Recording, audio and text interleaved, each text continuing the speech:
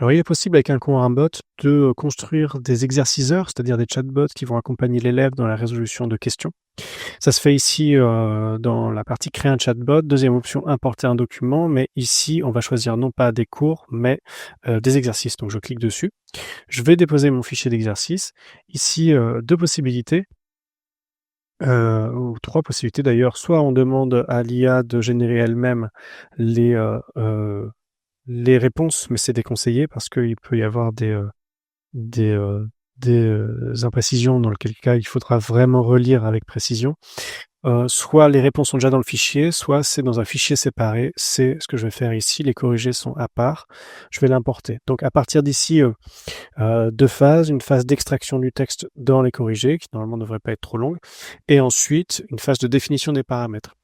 Donc ce qui va se passer, c'est que l'IA générative va regarder la structure du fichier d'exercice et va essayer de découper les différents exercices qui y sont contenus.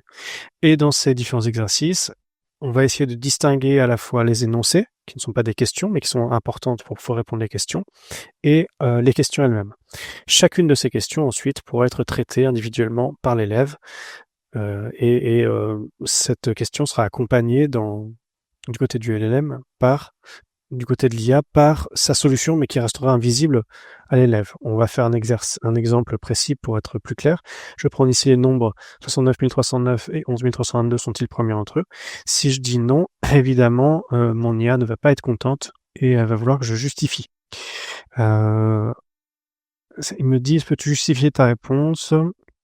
Ils ont un diviseur en commun. Et si tout se passe bien, elle n'est toujours pas contente. Elle va me demander de savoir comment je le pense. Bon. Je vais envoyer une réponse qui est complète et correcte pour voir un peu comment ça réagit. Donc là, il valide ma réponse et il me permet de passer à la prochaine question.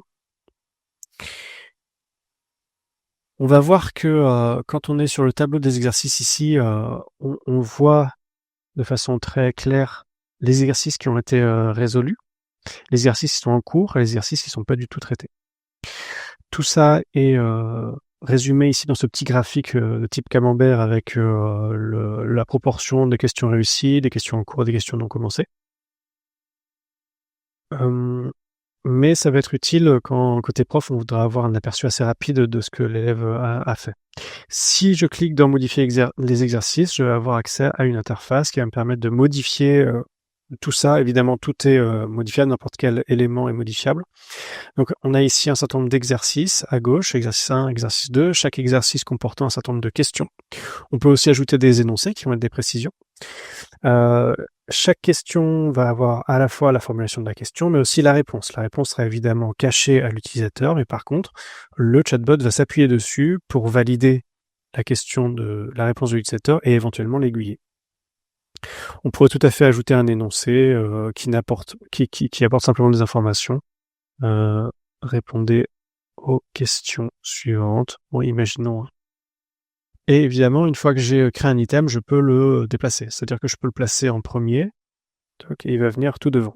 Je peux le supprimer, voilà, je peux ajouter à chaque fois un énoncé, une question, n'importe quoi.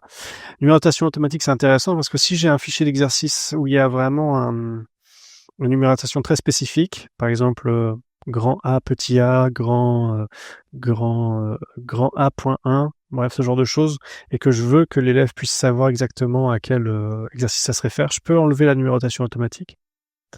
Et à ce moment-là, ce sera à moi de mettre ici la numérotation qui va apparaître là. On peut faire la même chose avec l'exercice ici. On peut ajouter des énoncés ou ajouter encore des exercices, déplacer les éléments, etc. Donc voilà, vraiment tout est modifiable. Dès que je sors de cette interface, le chatbot est mis à jour. Du côté élève, quand les paramètres de suivi ont été activés, soit qu'il l'envoie manuellement, soit qu'ils sont automatiquement mis à jour, c'est l'intégralité du chatbot, donc chacune des questions de chacun des exercices qui sera mis à jour, ce qui fait que ce graphique-là sera toujours correct pour indiquer les progrès de l'élève, quelle que soit